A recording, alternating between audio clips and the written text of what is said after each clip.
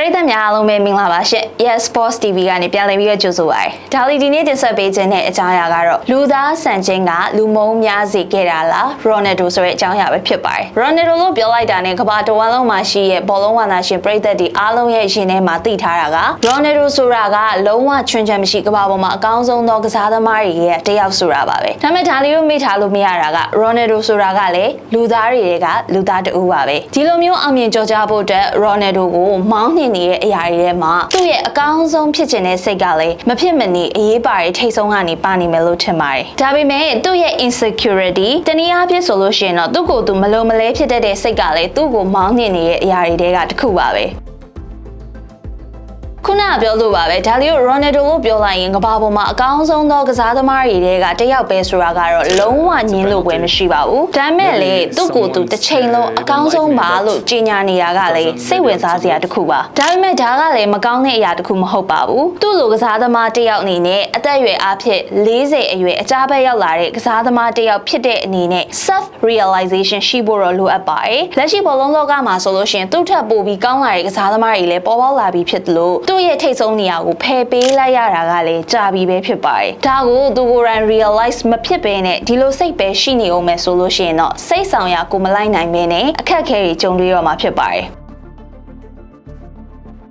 နောက်တစ်ခုကတော့ရိုနယ်ဒိုကခြေစွမ်းနေတာမကဘဲနဲ့အောင်မြင်ကြော်ကြားမှုကိုလည်းမမော်တဲ့ကစားသမားပါဒီအရာကိုသိတာမြင်တာဖြစ်စေခဲ့တဲ့အကြောင်းအရာကတော့အခုလက်ရှိ social media တွေမှာရေပန်းစားခေတ်စားနေတဲ့2025က Piers Morgan နဲ့ interview မှာမြင်တွေ့ရမှာပဲဖြစ်ပါတယ်ဒီ interview ကိုအားလုံးကြည့်ဘူးရဆိုရင်သိပါတယ် interview တစ်ခုလုံးကိုခြုံပြီးကြည့်လိုက်မယ်ဆိုလို့ရှိရင်တော့ဆိုလိုရင်းကတော့ဘယ်သူမှသူ့ထက်လုံးဝနာမည်မကြီးဘူးဆိုရဲဆိုလိုရင်းပဲဖြစ်ပါတယ်တကယ်တမ်းစဉ်းစားလိုက်မယ်ဆိုလို့ရှိရင်တော့ဒါကရည်စရာလေးနည်းနည်းကောင်းမယ်လို့ထင်ပါတယ်ပင်ကိုသဘောတဘာဝရဆိုလို့ရှိရင်တော့ attention လိုချင်တဲ့စိတ်ခံတွေကလူတိုင်းမှာရှိတတ်ကြပါတယ်ဒီလိုမျိုး attention ကိုနှစ်ပေါင်းများစွာထန်ခံလာရတဲ့ Ronaldo လိုကစားသမားတယောက်အနေနဲ့နောက်ပိုင်းနှစ်တွေမှာ attention တန်တိတ်မရလာတဲ့အခါမှာကြာရင်တော့တဖြည်းဖြည်းနဲ့စိတ်ထဲမှာတစ်ခုခုလိုအပ်နေတယ်လို့မျိုးဖြစ်လာပါတော့တယ်ရိုနယ်ဒိုကသူ့ရဲ့ပြိုင်ဆိုင်လိုစိတ်ကဘယ်လောက်ထိပြင်းထန်လဲဆိုလို့ရှိရင်ခြေစွမ်းနဲ့မကပါဘူးရုပ်ရည်ကအစရှင်ပြိုင်တတ်ပါတယ်သူပြောမှုတဲ့စကားတစ်ခုရှိပါတယ်ဘက်ခန်းနဲ့ကျွန်တော်ကန်းကြီးတစ်ခုမှ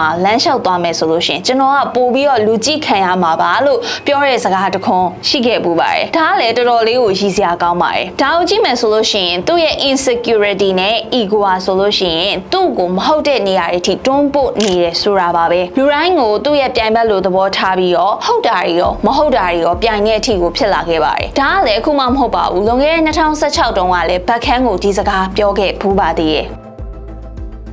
နောက်တစ်ချက်ကရိုနယ်ဒိုကဝေဖန်မှုကိုလုံးဝ view မဆိုင်တတ်ဘူးဆိုတော့အကြောင်းအရာကလည်းလုံးဝကိုနာမည်ကြီးပါတယ်ဒီဟာကကောင်းလို့နဲ့တကယ်တမ်းစဉ်းစားမယ်ဆိုလို့ရှိရင်နည်းနည်းလေးလွဲပါတယ်ဝေဖန်မှုအားလုံးကိုခေါင်းထဲထည့်ဖို့မဖြစ်နိုင်တယ်လို့တကယ်လည်းလုံးဝမလိုအပ်ပါဘူးဒါပေမဲ့လည်းတကယ်တမ်းကောင်းစေခြင်းလို့စေနာနဲ့ပြောတဲ့သူတွေဝေဖန်တဲ့သူတွေရှိပါတယ်ဒီလိုလူတွေကို ignore လုပ်ပြီးတော့လုံးဝကိုအကန့်ပြောနေရဆိုလို့ရှိရင်တော့မဟုတ်ပါဘူးလောကကြီးမှာဒါလီတို့ကို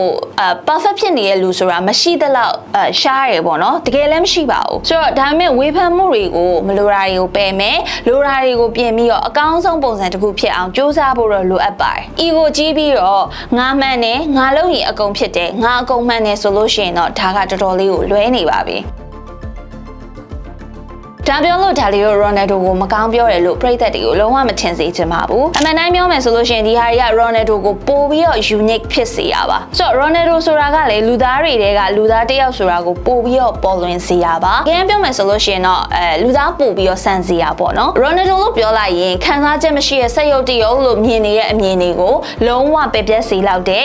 အကြောင်းအရာပါဒါကြောင့်ပဲဒါလီရိုကရိုနယ်ဒိုကိုပို့ပြီးတော့လေးစားတင်တာပါဒီလိုမျိုးစိတ်ခံစားချက်တွေအပြေးဝရှိလူသားတွေကလူသားတယောက်ဖြစ်တဲ့ရိုနယ်ဒိုကအခုလိုမျိုးအမြင့်ဆုံးကိုတက်လန်းပြီးတော့အောင်မြင်ဆုံးသူတွေကတယောက်ဖြစ်လာတယ်ဆိုရဲကိုကဒါရိုနယ်ဒိုကိုမဖြစ်မနေလေးစားရမယ်အကြောင်းအရာတွေကတခုပါပဲဒါပေမဲ့စိတ်ဆောင်တိုင်းကိုမလိုက်နိုင်တာဖြစ်လာရင်တော့ဒါအခုမြင်တွေ့ရတဲ့အတိုင်းပဲရိုနယ်ဒိုအတွက်ကတော့စိတ်မကောင်းစေရပါဘလို့ပဲပြောပြောအခုလက်ရှိအသက်40အရွယ်အကြပိုင်းကိုရောက်ရှိလာပြီဖြစ်တဲ့ရိုနယ်ဒိုအနေနဲ့အောင်မြင်မှုအများကြီးကိုလည်းသိမ့်ပိုက်ထားတဲ့ဘုတ်တယောက်အနေနဲ့ကတော့ရှေ့ဆက်ပြီးတော့သူ့ရဲ့မရရှိ သေးတဲ့အောင်မြင်မှုတွေမှတ်တမ်းသစ်တွေအထူးသဖြင့်ဒါပြောမှဆိုသူမရထားဘူးသေးတဲ့ကမ္ဘာဖလားတိုက်တဲ့စုကြီးကိုအခုလာမယ့်ကမ္ဘာဖလားမှာဒါပေါ်တူဂီအသင်းနဲ့အတူရရှိသွားမလားဆိုတဲ့အကြောင်းအရာကိုဒါလေးကိုအရန်စိတ်ဝင်စားပါတယ်ထိုနည်းတူစွာပဲသူ့ရဲ့ fan တွေကလည်းသူ့ရဲ့ record သစ်တွေဘာတွေဆက်ပြီးတော့သူ့ရဲ့ကြံရှိနေတဲ့ကစားသမားဘဝမှာယူပြသွားမလဲဆိုတာကိုဒါလေးကိုဆက်လက်စောင့်မျှော်ကြည့်ရှုရင်းနဲ့ Ronaldo ရဲ့ဖြစ်တည်မှုကိုဆက်လက်အားပေးသွားကြရမှာပဲဖြစ်ပါတယ်ရှင်ဆိုတော့ပရိသတ်များအခုတင်ဆက်ပေးခဲ့တာကတော့ Ronaldo နဲ့ပတ်သက်တဲ့အကြောင်းအရာကိုတင်ဆက်ပေးခဲ့တာပဲဖြစ်ပါတယ်ကြည့်ရှုခဲ့ကြတဲ့ပရိသတ်တွေအားလုံးလည်းကျေနပ်ကြမယ်လို့မျှော်လင့်မိပါတယ်ဆိုတော့အပတ်စဉ်ပတ်တိုင်းဒါလေးကိုပုံစံမတူညီရဲ့အကြောင်းအရာတွေနဲ့တူပြန်လာမှာဖြစ်တဲ့အတွက်ဒါလေးရဲ့ channel ဖြစ်တဲ့ ESports TV ရဲ့ Facebook နဲ့ YouTube channel ကို like and subscribe လုပ်ခဲ့ပြီးဖို့ဒီကနေတခါရမြတ်တိုက်ရခံချင်ပါတယ်ရှင်ဒီဗီဒီယိုစနေဆုံးထိကြည့်ရှုပေးကြတဲ့ပရိသတ်တူတယောက်ချင်းစီကိုကျေးဇူးထူးပဲတင်ရှိပါတယ်နောက်ဗီဒီယိုတွေမှာအသစ်သောအကြောင်းအရာတွေနဲ့ပြန်လာခဲ့ပါမယ် See you next time